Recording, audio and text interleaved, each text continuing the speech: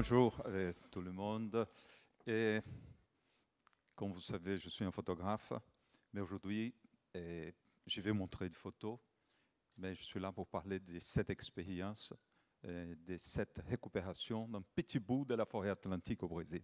C'est un cas très particulier, très spécifique, mais je crois que c'est un cas intéressant parce que possiblement, on est en train de créer une espèce de prototype qu'on peut les adapter partout dans la planète. Et je peux dire que je suis né dans les paradis. Quand j'étais gosse, je suis né dans une ferme à l'intérieur de l'État de Minas Gerais au Brésil. Ma région, elle était couverte de plus de 60% de forêts tropicales. On fait partie d'un écosystème très spécial au Brésil, c'est la forêt atlantique. Quand on pense au Brésil, au système des forêts, on pense énormément à l'Amazonie, mais on a une autre forêt, une forêt très importante, et c'est la forêt atlantique. C'était une forêt énorme au début, elle faisait à peu près 3000 km de long pour 350-400 km de profondeur en moyenne, ce qui faisait à peu près 1 350 000 km². Vous imaginez la France à peu près 550 000 km², ça faisait presque 2 fois et demi la France des forêts. Cette forêt, aujourd'hui, elle est détruite à 93%. On n'a que 7% qui est resté de cette forêt. Et dans la classification des hotspots de la planète, on a 25 hotspots. Ça veut dire l'endroit où une très, très grande concentration de la biodiversité planétaire se passe. De là, elle irradie un peu partout dans la planète. Le Brésil possède 2 de ces hotspots. Un, c'est le Cerrado, c'est une région centrale du Brésil. Le deuxième, c'est la forêt atlantique, ce n'est pas la forêt amazonienne.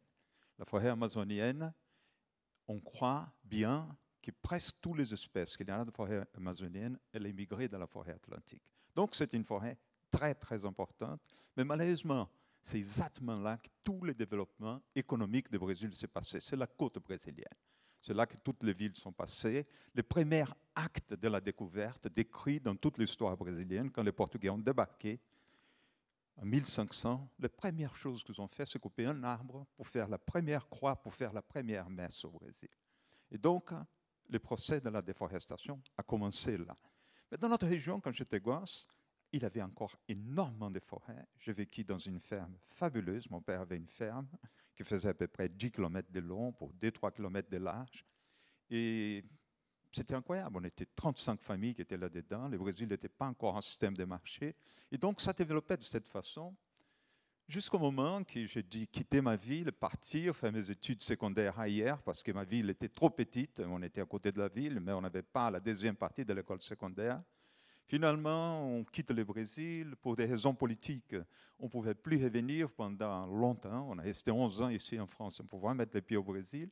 Et en 1980, quand on retourne dans notre région, qu'on avait une couverture merveilleuse, on était à peu près à 0,5% de couverture des forêts. Donc on passe en quelques années de 60% à 0,5% de couverture des forêts. Et la ferme de mon père ne pouvait pas être autrement, c'était complètement détruite. Complètement. On n'avait plus de forêt. On avait passé d'une économie générale à une économie monoculture. C'était l'élevage et on avait abattu tout. D'abord les arbres, on a abattu pour faire les charbons végétaux, pour commencer à faire les pig iron qu'on appelle en anglais. Je ne sais pas comment ça s'appelle en français, mais c'est la base de l'industrie d'acier. Et après, on a bâti les meilleurs arbres pour l'exportation. Après, on a bâti les restes, on a mis fait pour faire les pâturages. En réalité, c'était un désert d'herbes et plus d'arbres. Et après, peu à peu, ce désert d'herbes a commencé à épuiser, énorme érosion, toute la terre très détruite. Et finalement, l'érosion a fini avec tous les ruisseaux, des ruisseaux incroyables qu'on avait dans cette ferme. Et quand j'étais gosse, je pouvais nager avec les caïmans qu'on avait, nos petits crocodiles. Ils ne sont pas agressifs du tout à l'homme, très sympathiques même. Et on avait des jaguars, on avait tout. Après, on n'avait plus rien. Et plus même d'eau. Tout était fini, ma région finie. On est dans un bassin, le bassin de Rio Doce, qui c'est un bassin aussi grand que le Portugal, le Brésil, un pays énorme. Et notre vallée, une des vallées les plus dégradées du Brésil. Mon père a devenu vieux en 1990. Cette ferme est passée à nous, à ma femme et à moi. Et ma femme a une idée folle. Elle dit, Sébastien, cette terre, elle est complètement stérile. Plus rien pousse ici. Pourquoi pas on refait cet écosystème? Pourquoi on ne plante pas la forêt qui était ici avant? J'ai dit, écoute, c'est une idée, mais je suis photographe. Toi, tu es designer. Il a fait des dessins, des livres photos. Je dis, qu'est-ce qu'on va faire? On est allé voir un ami qui connaissait bien les forêts, un des meilleurs ingénieurs des forêts du Brésil, un grand planteur d'arbres. Il a passé des mois dans ce projet. Il a écrit un projet de base de récupération de cet petit écosystème. C'est énorme si on compare pour les fermes françaises, mais petit en fonction de toute la nature qui était détruite. Il a dit, écoute, pour récupérer ça, il faut que vous plantiez 2,5 millions d'arbres, et avec une diversité énorme, parce que les forêts tropicales, c'est beaucoup plus diversifié que les forêts du nord de la planète. Ici, on peut avoir, au niveau on est en France, une forêt peut-être avec une vingtaine, une cinquantaine d'espèces. Là, il nous faut au moins 200, 300 espèces en moyenne par hectare. Beaucoup plus compliqué. On a dit, pourquoi pas, on y va. C'était presque une responsabilité de partir sur une chose si grande. On a accepté les défis et on a commencé effectivement. Mais il fallait transformer cette terre comme on voulait que cette terre soit vraiment une terre qui retourne à l'écologie. On a transformé cette terre en parc national. C'est une réserve particulière de patrimoine naturel. C'est une catégorie brésilienne. Une fois qu'on transforme cette terre, elle ne peut plus jamais redevenir une terre exploitable agricolement. Et donc, on a transformé cette terre en parc national et on a commencé effectivement à planter. Et en plantant, on a vu que personne n'avait cette technologie. Il faut vraiment avoir une technologie de récupération environnementale. Pour avoir une pépinière, c'est une pépinière très compliquée. Parce que, vous savez, une pépinière des arbres qu'on plante aujourd'hui, n'est-ce pas, en France, on a une couverture des forêts de 27%, mais des forêts natives, on a moins de 3%, des vraies forêts. Ce qu'on a, c'est des monocultures des arbres. Là, on a une technique de bouture qu'on reproduit un arbre là même à l'infini, et on a une pépinière d'une seule espèce. Ces pépinières sont très faciles à faire, c'est compliqué. Mais avoir une pépinière avec une moyenne de plus de 80, de 100 espèces par année, c'est très, très compliqué. On a commencé, on a acquis cette technologie, on a acquis la technologie de planter, c'est assez compliqué, et on est allé en fonction de la demande des projets, on est allé en élargissant les projets. Finalement, aujourd'hui, on est en des projets écologiques, peut-être, excusez-moi de dire, parce que c'est nous qui faisons, mais des plus importants du Brésil. Et on a créé un nouveau axe écologique en lien, une ville qui s'appelle Vitória, qui c'est la capitale d'État de Espírito Santo, à la capitale d'État de Minas Gerais, qui c'est Belo Horizonte, dans cette vallée de Rio Doce qui fait à peu près 90 000 km², avec 238 municipalités. On a créé un système incroyable. Et donc, il y a quelques images que je voulais vous montrer, mais l'importance aujourd'hui de parler ici, dans ce forum, c'est que les modèles qu'on a créés, on peut l'adapter n'importe où dans la planète.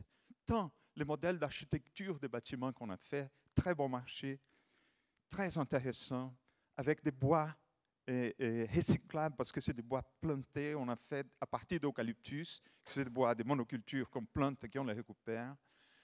Les modèles d'apprentissage, les modèles de pépinière, les modèles de travail avec la communauté, parce qu'on est complètement implanté dans une communauté, n'est-ce pas? Et tous les projets de développement qu'on a aujourd'hui avec la communauté locale. Et donc, je vais passer quelques images maintenant. Vous allez voir ces quelques images et je vais commenter sur les images et en essayant de vous donner le maximum d'informations. C'est un cas très petit, je répète encore. On ne parle pas des systèmes globaux. On parle des systèmes locaux, mais qu'on peut multiplier à 1000, des 1000 ces systèmes. On parlait avec Jacques Attali hier soir sur la désertification, n'est-ce pas, du Sahel et la descente du Sahel vers le sud de l'Afrique. Je crois bien que c'est possible, un projet comme celui-là, qu'on l'adapte et on l'applique dans la région.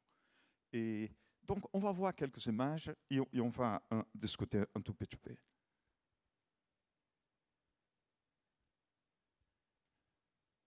Voilà. L'institution, on a commencé en 90, mais seulement en 98 qu'on a pu transformer une ONG, une organisation sans but lucratif. Donc, on est dans la vallée de Rio Doce, au Brésil. Vous voyez la carte du Brésil, le petit crochet rouge, là où on est, au Brésil, n'est-ce pas, dans l'État de Minas Gerais, à la divise d'État de Espírito Santo. Regardez ce qu'était la forêt atlantique au début. Tout ce que c'est en rouge, c'était à l'origine ce qu'était la forêt atlantique. Tout ce que c'est un petit point vert, c'est ce que c'est aujourd'hui. Les petits points verts occupent encore beaucoup d'espace parce qu'il faut qu'il ait une présence comme point. Donc, on a l'impression qu'il y en a pas mal encore, mais il y en a très peu. Il n'y a que 7% de cette forêt qui ont resté comme forêt de base au Brésil. Regarde, ça c'est la ferme qui était à mon père quand on a eu la terre. Ça c'était au début, en 1990, la terre était à peu près comme ça. C'était des pâturages très intensifs quand j'étais gosse. Et après, la dégradation a rentré de manière brutale là-dessus. Et donc, en commençant à planter, on a découvert comment vraiment planter. Je vais vous parler de technologie, n'est-ce pas? On parle de technologie, de faire des avions, de faire des ordinateurs, de technologies assez sophistiquées, mais il y en a une technologie de récupération environnementale qui c'est très simple, mais qu'il faut l'avoir. Les premiers arbres qu'on a plantés, la première année, on a perdu plus de 60%, parce qu'on a fait les trous trop petits. Il fallait faire un trou en moyenne de 30 cm par 30 cm. On a appris qu'il fallait planter seulement les jours qu'il pleut pour que ces grands trous, avec un petit arbre dedans, puissent conserver l'humidité au moins pendant 10 jours. S'il ne pleuvait pas, les petites plantes qu'on plantait, elles ne seraient pas mortes, n'est-ce pas? Et donc, on a pu récupérer des espèces qui étaient complètement en menace d'extinction. Là, par exemple, c'est le bois Brésil qui a donné le nom au Brésil. C'est le bois que les Français ont utilisé beaucoup au XVIIe, au XVIIIe pour toute la coloration du tissu. Les gobelins, par exemple, sont sortis beaucoup de ces bois. Et donc, aujourd'hui, on arrive à récupérer parce que par année, on produit plus de 2000 plantes dans une pépinière qui c'est celle-là. On a une capacité d'1,2 million petites plantes par année, en moyenne d'une centaine d'espèces différentes par année.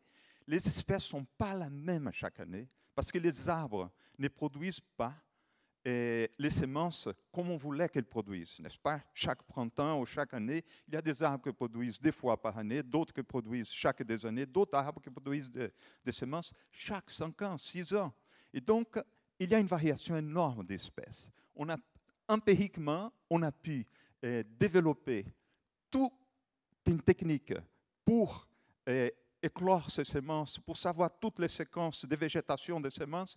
Aujourd'hui, heureusement, depuis 1 an et quelques, on a un laboratoire de semences et on est en train de créer un banc de semences pour toute la région. Le plus compliqué, c'est les semences, parce qu'on a une équipe qui récolte des semences dans 2 kilomètres dans la périphérie du projet. Il faut que ce soit des espèces simplement de notre écosystème. Là, vous pouvez voir tous ces petits arbres qui ont déjà les structures de ce que sera un petit arbre dans l'avenir. On a un projet maintenant de passer notre pépinière à 5 millions de plantes.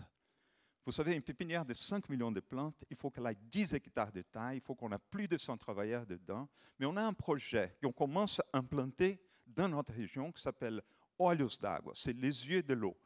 C'est l'expression portugaise qui dit que c'est la source de l'eau. Tous les petits ruisseaux, ils ont absolument un nombre incroyable de sources. Et donc, il faut identifier ces sources. Autour de chaque source, on plante à peu près en moyenne entre 150 et 100 arbres. Et ces arbres vont avoir l'effet de rétention d'humidité au sol par la chute des feuilles, par la chute des branches, par les systèmes de racines. En réalité, c'est facile à comprendre. Regarde, vous qui avez des cheveux, quand vous prenez une douche, ça prend 3-4 heures pour sécher votre cheveu. La mienne, une douche, c'est 1 minute, c'est sec, n'est-ce pas?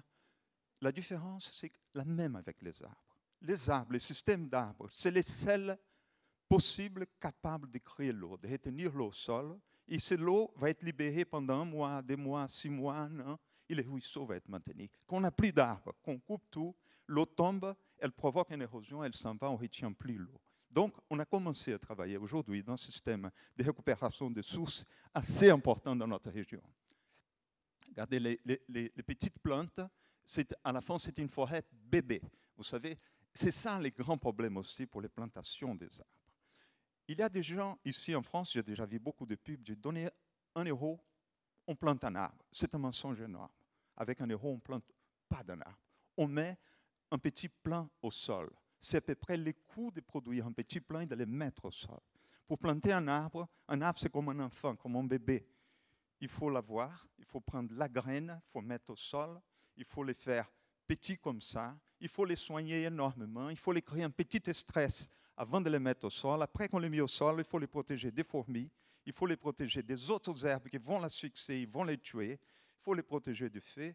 C'est seulement après qu'elle a 5 ans qu'elle a vraiment un arbre capable d'aller tout seul. Comme un enfant, on peut laisser aller. Là, c'est vraiment un arbre. Si on dit qu'on plante un arbre, il faut planter un arbre et le montrer à la fin.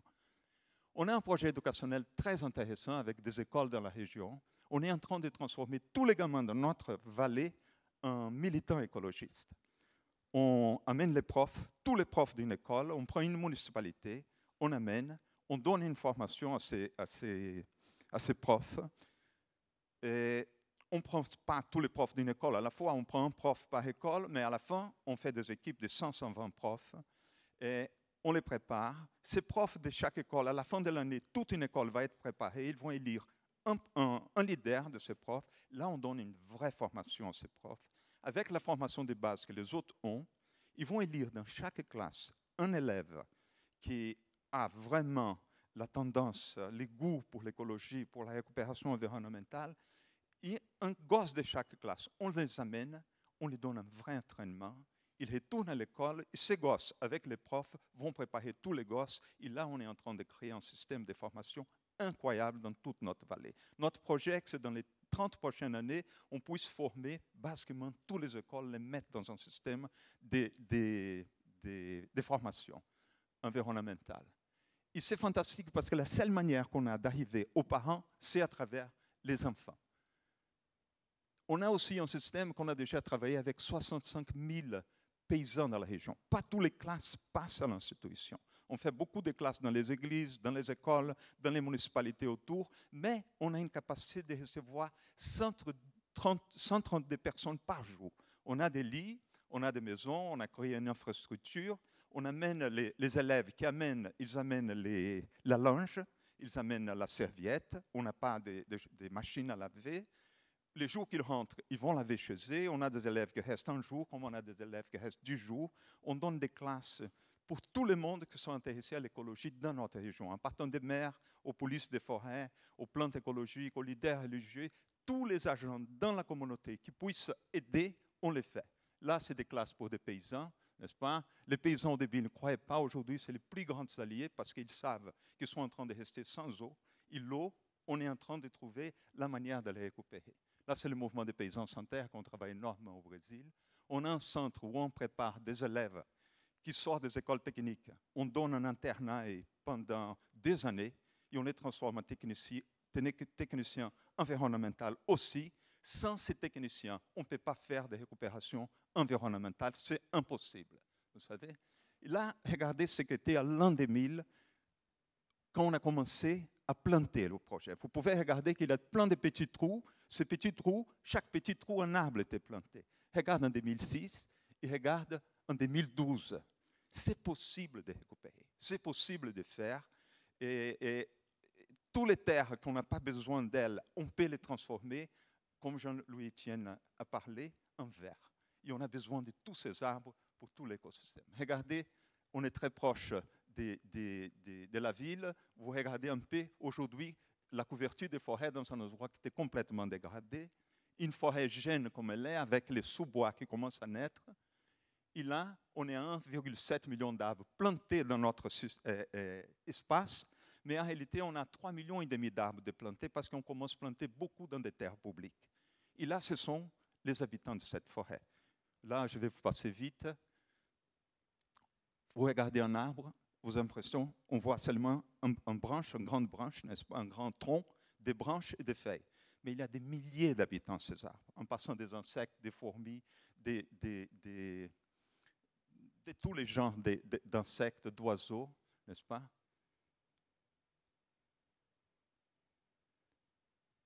On avait beaucoup d'espèces qui étaient menacés dans notre région. Aujourd'hui, on a un retour énorme des mammifères dans notre forêt, n'est-ce pas? Même des jaguars qu'on n'avait plus, ils sont revenus. Les crocodiles, les caïmans, ils avaient disparu de notre région. On a voulu réintroduire un moment, parce qu'on avait déjà de l'eau. L'eau est revenue, qu'on n'avait plus, l'eau est revenue avec la forêt. Et notre biologue venait d'avoir un bébé, elle n'a pas voulu qu'on introduise. Elle avait peur que son bébé soit mangé par les crocodiles, c'est que c'était une fiction, une chose complètement folle. On n'a pas introduit, et ils sont venus tout seuls. Un jour, nos travailleurs ont vu un crocodile qui rentrait complètement plein de poussière, mais il arrivait. Et aujourd'hui, on a plein. Vous savez, ils sont venus tout seuls.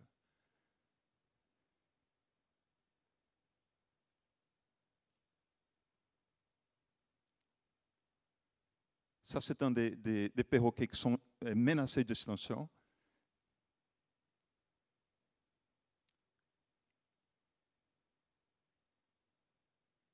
L'eau qui est revenue, on a aujourd'hui une quantité d'eau incroyable. Et bien voilà, c'est ça que je voulais présenter. Merci beaucoup. Okay.